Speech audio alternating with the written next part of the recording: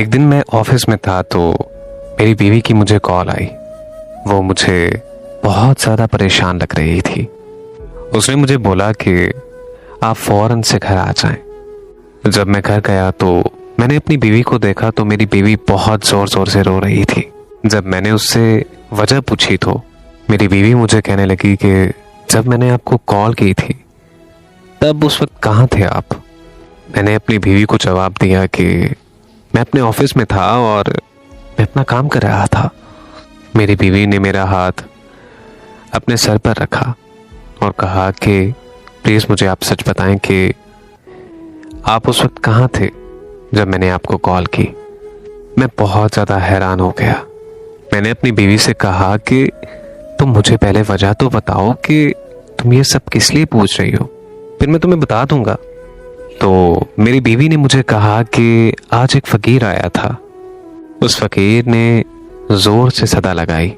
मैं उसे रोटी देने गई और जब मैं उसे रोटी पकड़ा रही थी तो उसने मेरा हाथ मजबूती से पकड़ लिया। मैं बहुत ज़्यादा घबरा गई और मैंने दरवाज़ा बंद कर लिया और मैंने फ़ौरन से आपको कॉल की।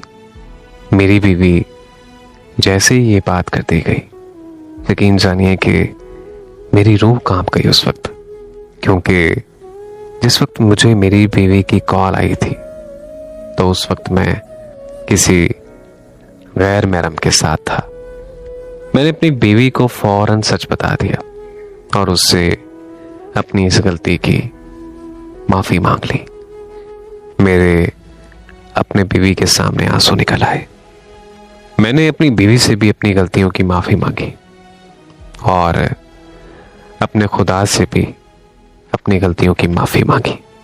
बेशक ज़िना एक कर्ज है जो आपको जीते जी अपने रिश्तेदारों और अपनी माँ बहनों से ही अदा करना पड़ता है। अगर आपको मेरी ये वीडियो अच्छी लगी तो मेरी इस वीडियो को सदका जारिया समझकर शेयर कीजिएगा।